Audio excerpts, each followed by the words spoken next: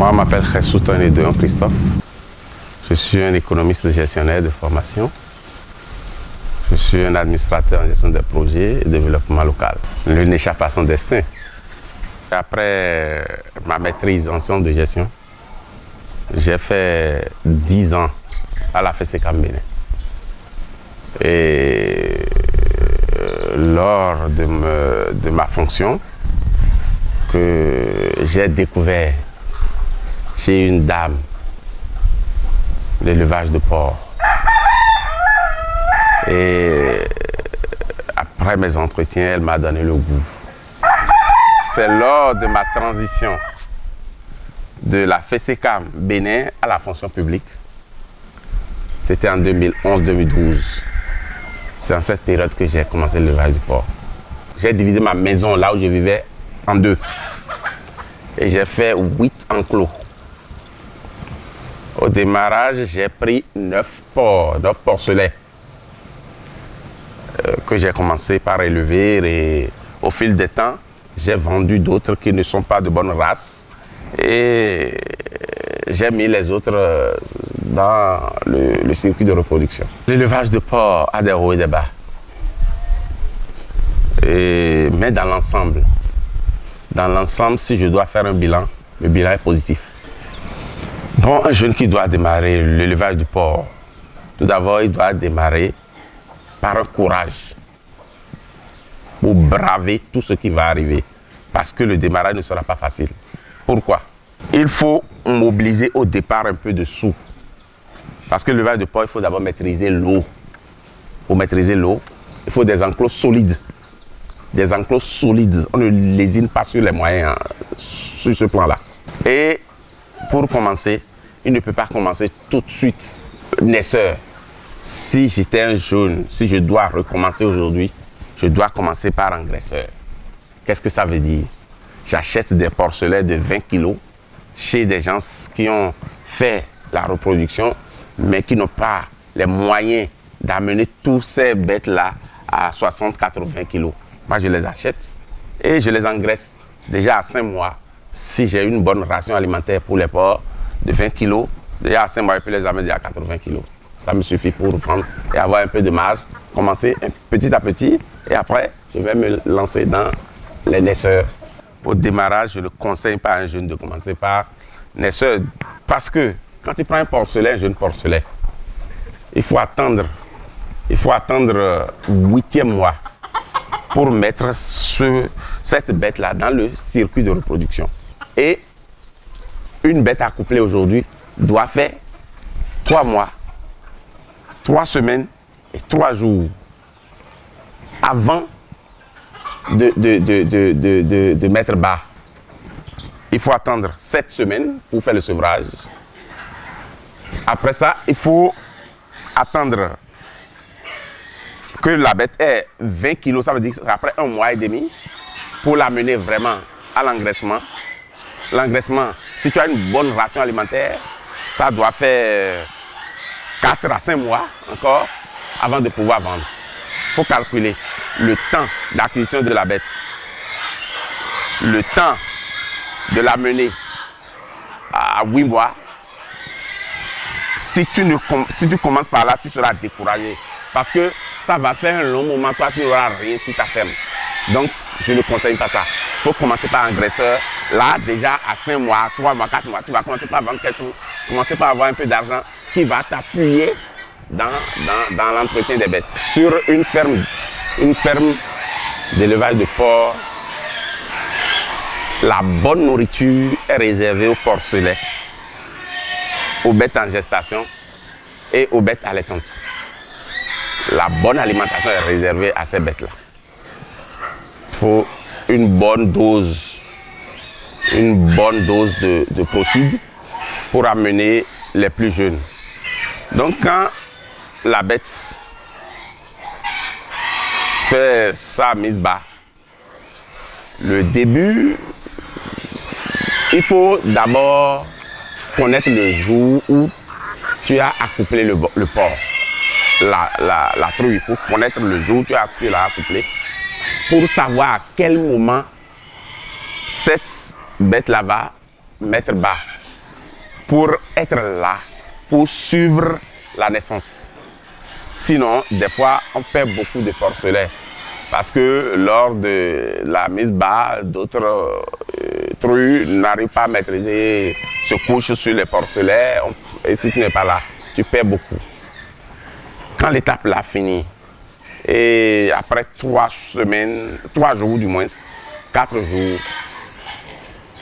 si il n'y a pas un problème, tu ne te gênes plus. La true qui mange bien, qui est bien alimentée, n'a pas de raison de ne pas avoir de lait. C'est pourquoi il faut choisir une bonne souche. Il faut choisir une bonne souche. Il faut des trues longues, des trues un peu longues pour avoir beaucoup de mamelons pour pouvoir alimenter un nombre important de porcelets. Il y a ce qu'on appelle pré-sevrage. Et là, c'est là où il ne faut pas lésiner sur l'alimentation. Il faut une bonne alimentation pour pouvoir les amener rapidement à 20 kg. Parce que quand ça va rapidement à 20 kg, le coût de l'alimentation, ça chute. Parce que du sevrage à 20 kg, il faut un minimum de 20% de protéines.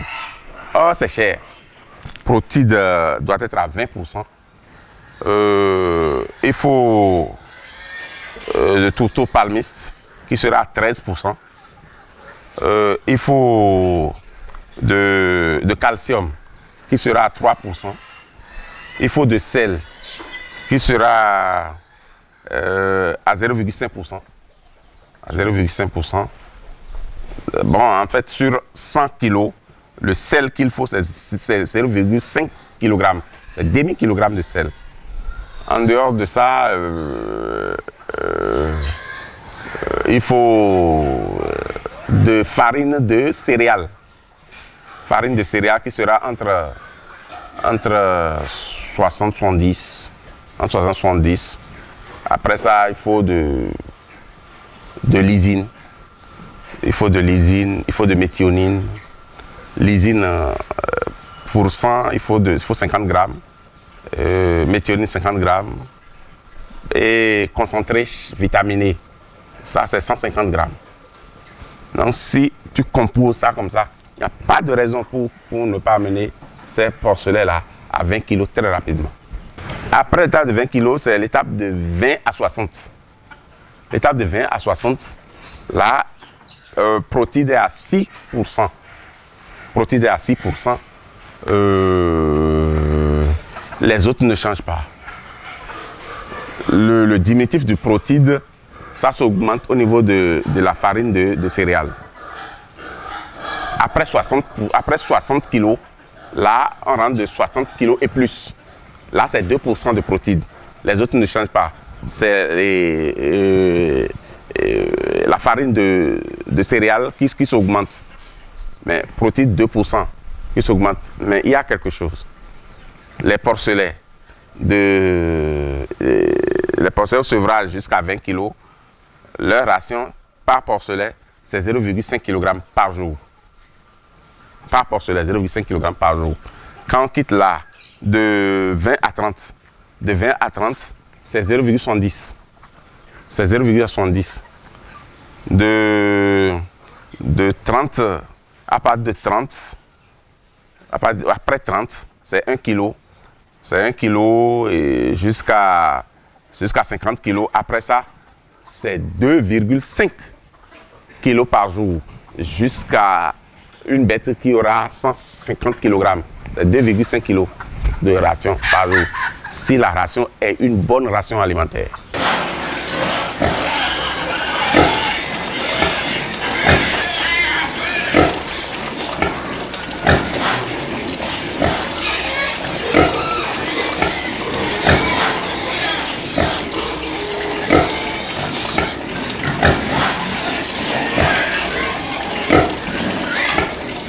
Sur le plan sanitaire, bon, le porc Un enclos de porc se nettoie au moins 2 fois par jour, matin et soir.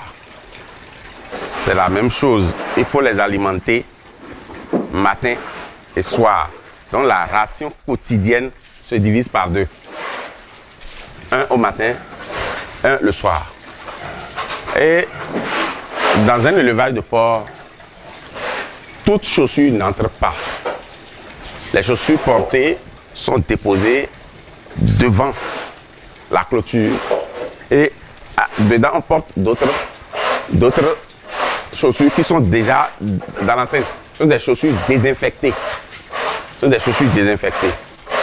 Et quand vous vendez de porc d'un enclos, avant de faire rentrer d'autres, il faut nettoyer, il faut désinfecter l'enclos là, avant de faire rentrer d'autres. Donc si on peut respecter ces principes-là, je pense qu'il n'y a pas de problème. En Afrique tropicale, nous avons un problème. Trypanosome, c'est la maladie qu'on appelle trypanosome.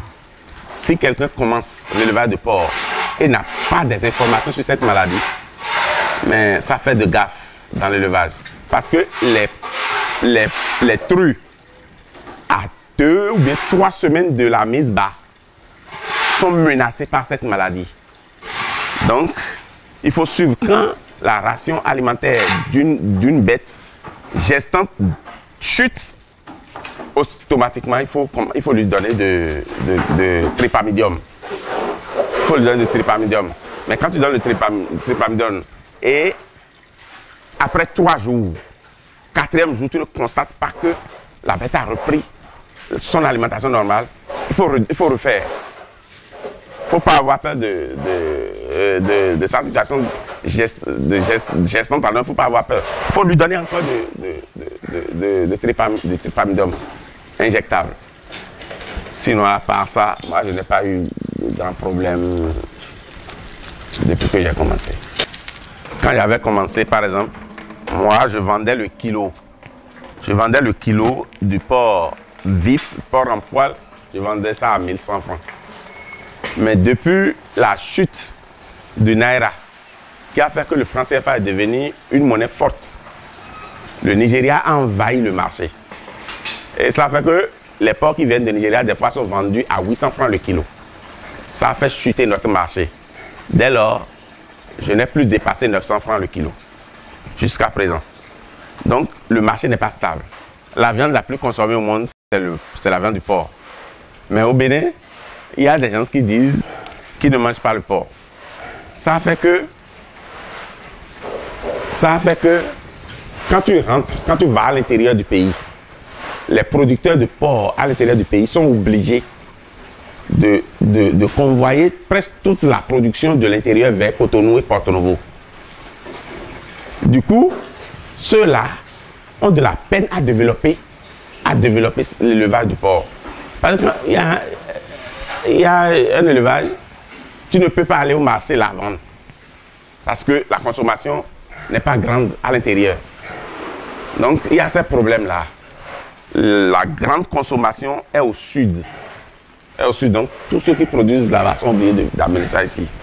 Donc, ce sont ces facteurs-là qui bloquent un peu le développement du porc au Bénin. Il y a un truc culturel.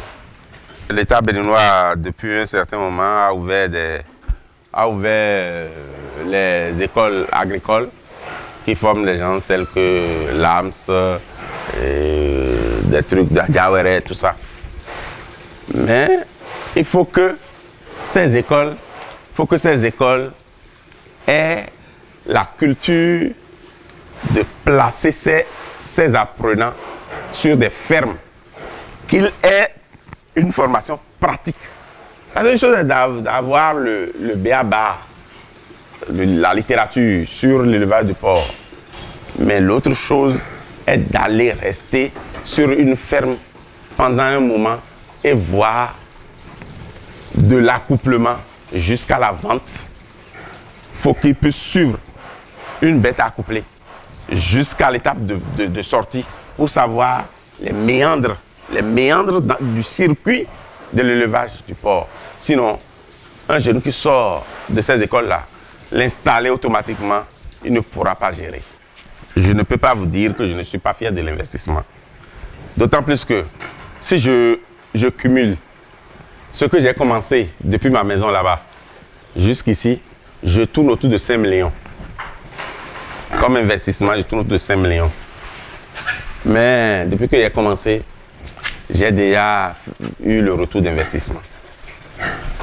Mais si aujourd'hui, si c'est aujourd'hui que je dois reprendre l'investissement là, je le reprendrai autrement. Parce que, quoi? L'élevage du porc a ses spécificités. Quand vous commencez quelque part où les gens viennent s'installer rapidement, vous avez un problème d'odeur avec votre entourage. Donc, si un jeune doit commencer aujourd'hui, comme conseil, je lui demanderais d'aller acheter au moins 2 hectares et de s'implanter au milieu de ces 2 hectares. Là, il n'aura pas de problème avec l'environnement, ses mitoyens. C'est ça seul que je regrette. Si c'est aujourd'hui que je dois commencer, je n'allais pas investir ici. Donc, je suis en train de mener les démarches pour chercher 2 hectares, au moins 2 hectares quelque part, et déménager l'élevage d'ici. C'est quelque chose qui a commencé depuis 2011-2012. Et jusqu'à présent, malgré mes occupations professionnelles, j'ai pris un couple qui m'aide. Ce sont eux qui distribuent la ration alimentaire, qui nettoient les enclos. Ce sont eux qui ont cette charge. Mais je vous assure, je ne suis pas prêt à laisser de sitôt l'élevage du porc. Je vais aller très loin. Et j'ai une vision. Dans 5 ans, quand on viendra au Bénin et on va demander l'éleveur du porc le plus important, je serai parmi ces éleveurs-là. Allez, donc, je vais dire, non, quoi, allez, quand?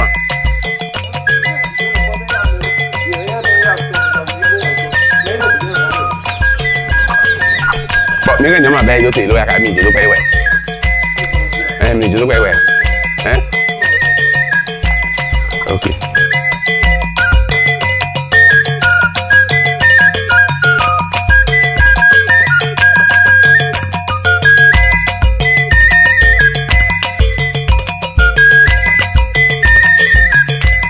Bon, autre chose, j'ai envisagé de faire un peu de volaille, précisément les poulets bicyclettes, mais je suis en train d'envisager améliorer un peu la race.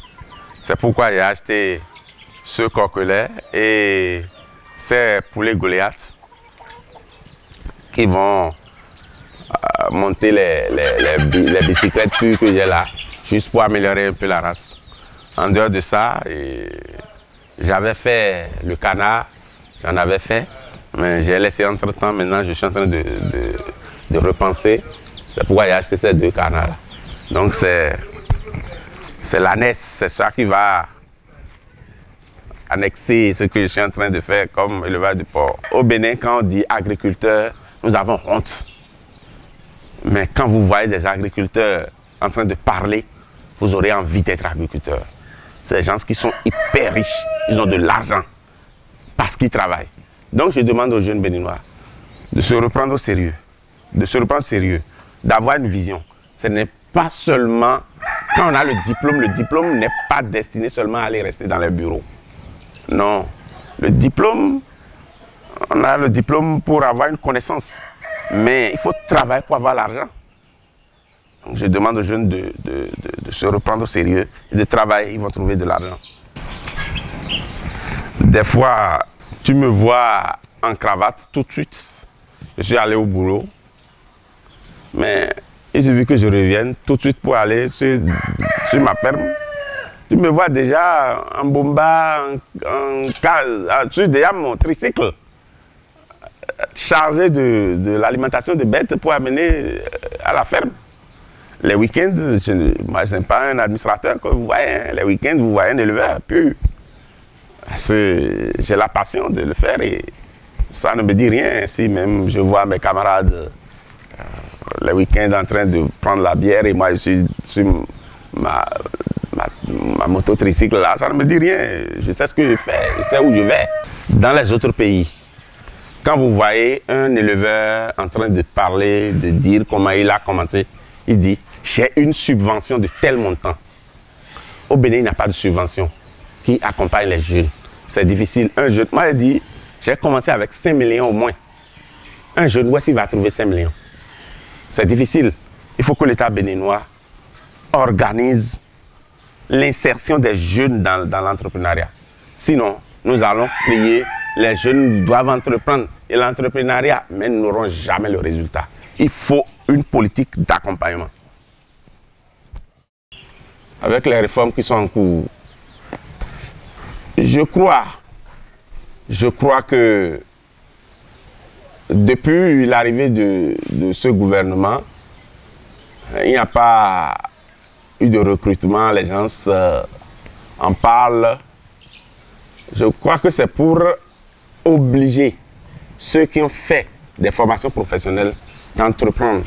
Parce que quand on n'entreprend pas, on n'innove pas. Il faut entreprendre. Il faut réfléchir à ce que tu as appris sur les bancs. Il faut réfléchir à ce que tu sais faire. Il faut travailler pour innover. Dans les autres pays, ici, par exemple, il y a un pan dans l'élevage du porc. Au Bénin, nous avons des difficultés de souche, par exemple. De souche. Si l'État béninois pouvait mettre à disposition des jeunes des souches pures, là, le rendement sera meilleur. Si un individu va commencer par réfléchir sur comment il faut faire ramener, il faut amener de souches pures, c'est difficile. L'État béninois peut faire ça là. Et là, on saura que quand tu vas dans telle société, tu peux aller acheter des géniteurs, tu peux aller acheter de sperme pour faire l'accouplement sans un verra. Et là, la race est pure. Ça transforme vite l'alimentation que vous donnez. Mais quand la souche n'est pas pure, vous avez des difficultés. Ça revient à l'État béninois de le faire. Dans la filière porcine, il y a beaucoup d'opportunités. Il y a d'autres filières qui sont couvertes d'une manière ou d'une autre. Il y a l'alimentation. Là, on peut trouver. Il y a les pharmacies vétérinaires. Il y a, par exemple, des structures qui vont régler le problème de souche. Ça, nous n'en avons pas. Moi, je n'ai pas eu connaissance de ça au Bénin. Donc, les investisseurs peuvent investir dans cette filière-là, par là, par exemple. Ça serait vraiment une avancée pour notre pays. Bon. Et aussi, le problème de charcuterie, ou bien le problème comment je vais dire, boucherie, je vais parler. Quand, par exemple, vous allez dans les pays européens, vous rentrez dans les boucheries où on vend la viande de porc, c'est toute une filière. Il y a les trucs qu'on appelle gélatine qui sont vendus. Il y a les graisses qui sont vendues à des sociétés. Mais au Bénin, nous n'en avons pas. On peut développer ces choses-là. On dit que nous n'avons pas d'industrie, mais les investisseurs peuvent commencer. On dit que les rouges à lèvres, c'est les graisses de porc qui fabriquent ça. Mais ces petits trucs-là, les investisseurs sont où? On peut commencer. Donc il y a beaucoup de choses qui ne sont pas développées au Bénin, dans la branche porcine. Je demande aux jeunes de venir, le marché existe. Le marché d'écoulement de porc existe. De venir, on va travailler. S'ils veulent l'expertise de ceux qui sont dedans, nous sommes disponibles à les aider.